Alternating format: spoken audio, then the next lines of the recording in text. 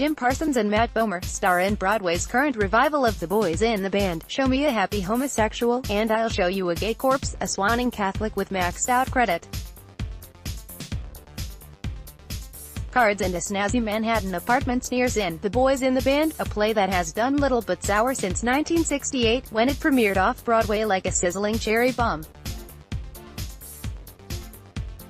That year is significant. It's the moment Hollywood's prudish production code, which considered homosexuality, sex perversion, fully crumbled, opening the door to grittier, more candid cinema. It's also the year the DSM changed its classification of homosexuality from outright paraphilia to mere sexual orientation disturbance. How generous the world was, in some sense, readying itself for the Stonewall riots of 1969 and the approaching decade's queer crescendo, the steady decriminalization of gay behavior, the election of Harvey Milk, the free love mecca that was Studio 54. Mark Crowley, the playwright responsible for The Boys in the Band, had a hand in steering culture in that direction. Yet, from the moment the play debuted, and even more when William Friedkin turned it into a movie in 1970, Boys was divisive.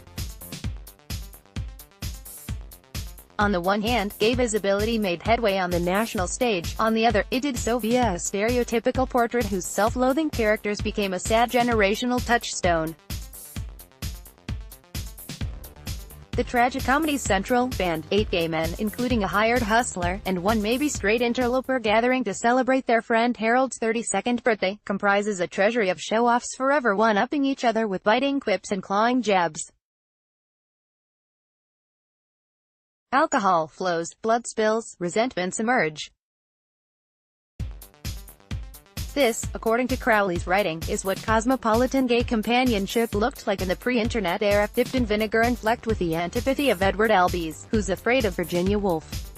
Today's talk of communities, safe spaces, and normalization was coded at best, but there wasn't much queer-themed pop culture to be found, and The Boys in the Band proved immensely popular, running for more than 1,000 performances in New York and mounting a rendition in London. The 2018 cast of The Boys in the Band, the power of the play, is the way in which it remorselessly peels away the pretensions of the characters and reveals a pessimism so uncompromising in its honesty that it becomes in itself an affirmation of life.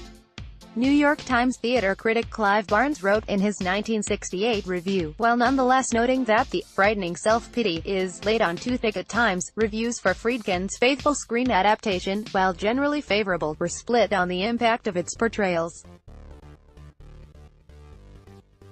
A Time magazine critic whose byline is not listed on the site wrote, "If the situation of the homosexual is ever to be understood by the public, it will be because of the breakthrough made by this humane, moving picture." Meanwhile, New York Times critic Vincent Canby eloquently opined, "There is something basically unpleasant, however, about a play that seems to have been created in an inspiration of love-hate, and that finally does nothing more than exploit its, I assume, sincerely conceived stereotypes, made before The French Connection and The Exorcist turned Friedkin into one of Hollywood's hottest directors. Boys became a cultural petri dish but not a mainstream smash. Kenneth Nelson, Reuben Green, Cliff Gorman, Keith Prentice and Frederick Combs in the film adaptation of The Boys in the Band. What do we do with The Boys in the Band, in an age when queer portrayals have graduated from its uncompromising brand of acidic tyranny? Revive it, of course. At least that's what Broadway is choosing to do right now. Directed by theater deity Joe Mantello, Boys opened May 31st with the starriest and handsomest cast currently occupying the Great White Way: Jim Parsons, Matt Bomer, Zachary Quintos, Andrew Rannells, Charlie Carver, Robin DeJesus, T.U.C. Watkins, Michael Benjamin Washington and Brian Hutchison. Each of these actors is openly gay, a fact that resonates 50 years after the initial production, as several of the gentlemen who originated their roles later died from AIDS without achieving half of Quintos or Carver's fame. For this reason and more, Boys is a relic of a bygone era, the final moments of queer invisibility, a depiction of flamboyance untouched by the gay cancer scare that would soon devastate the world, a time when any gay representation whatsoever was both subversive and encouraging, and a point in American history when everything about the LGBTQ experience was haunted by fear, retribution and, yes, self-loathing. Today, even if gay prosperity is still a battlefield, these evils no longer prescribe an entire demographic's way of life. It's the age of Moonlight winning Best Picture, Laverne Cox landing the cover of Time, Ryan Murphy dominating primetime television, Janelle Monáe labeling herself pansexual, Troye Sivan twinkifying pop music, and Tammy Baldwin enjoying her 19th year as a congresswoman. In keeping, Boys feels like little more than an outdated artifact. Read generously, it serves as a marker of how far removed we are from gay men pejoratively calling one another Nelly Queens. But accepted at face value, it is a nasty 110 minutes of theater. And a misuse of a cast that would be better served with fresh material that has more to say about the complex ways non-heterosexual folks live their lives. Now we're in the late 60s. A poster for The Boys in the Band. For all its sharp banter and barbed one-liners, The Boys in the Band blends its characters into archetypes. What must have been exciting about that paradigm circa 1968 reeks of fatigue in 2018, especially when it's stamped across the revival's memorabilia in such a literal way. At the Booth Theater, you can spot posters and purchase T-shirts that list 6 taunts in capital letters: Swish, Mary, Sissy, Queer, Fairy, faggot. Whatever power there is in reclaiming these insults is diminished by the hopelessness of the characters they are meant to represent. Trimmed down from Crowley's preachier original text, this one-act production does little to wink at entertainment's debasement.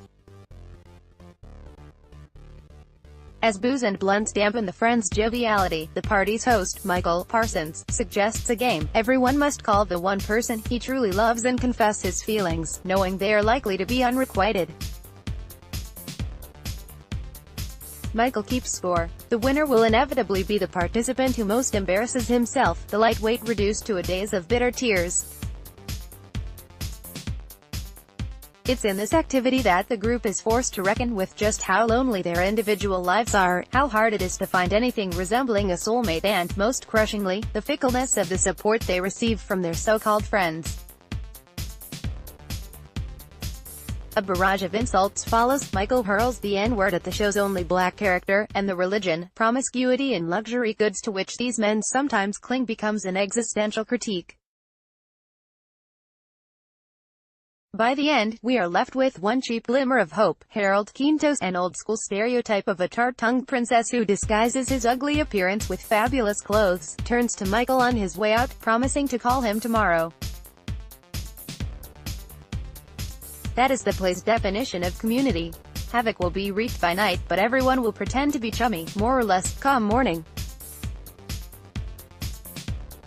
They have few others to turn to.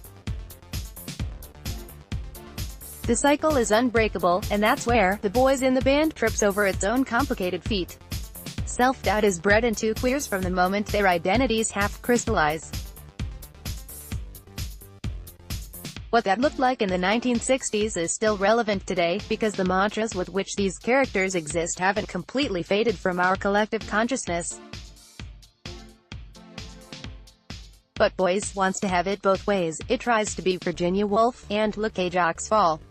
In grafting a semblance of optimism onto this vicious soap opera, Crowley's work sputters.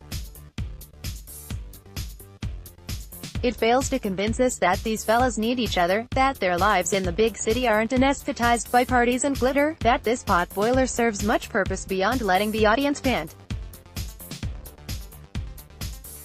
At the sight of Matt Bomer in tidy whities, Robin DeJesus, Michael Benjamin Washington, Andrew Rannells and Jim Parsons in The Boys in the Band, after the 1970s, the boys' tide had fully turned.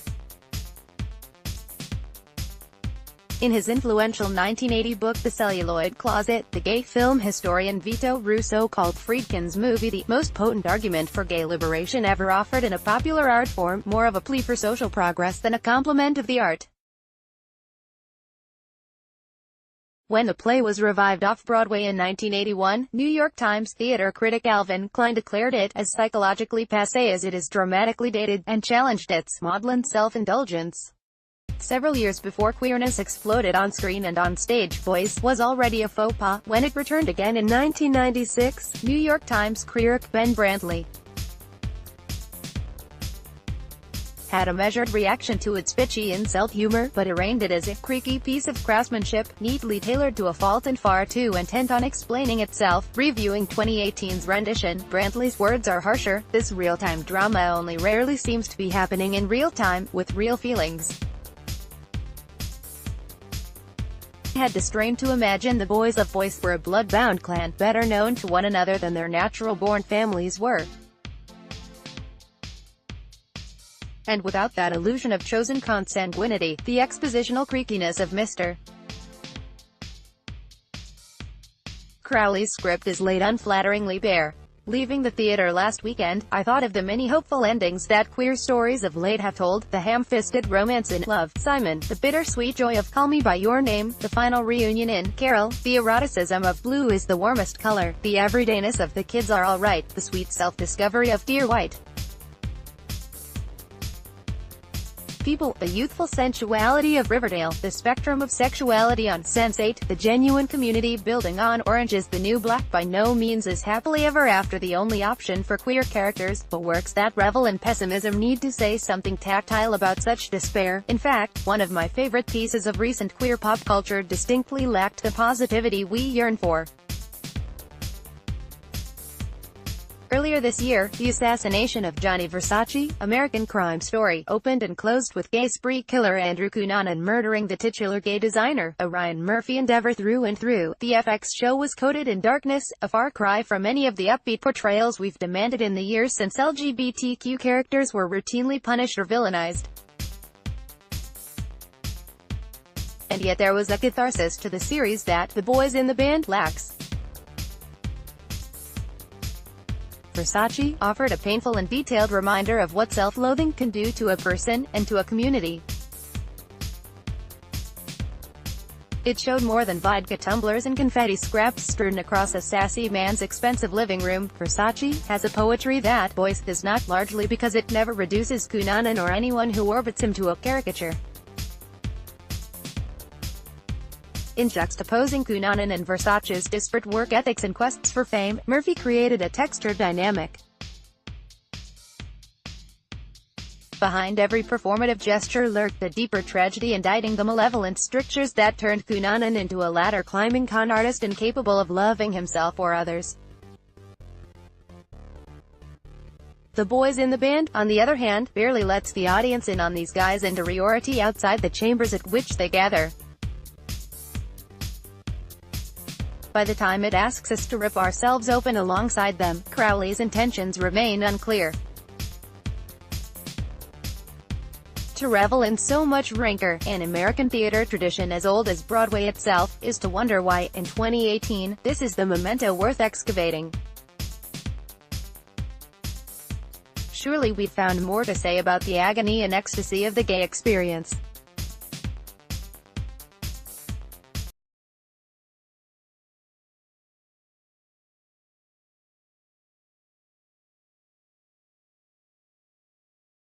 Watch how Love, Simon brought the glorious chaos of a high school musical to the screen, Call Me By Your Name, and the bittersweet beauty of queer cinema. Yes, Todd Haynes does know how much you love Carol. Download.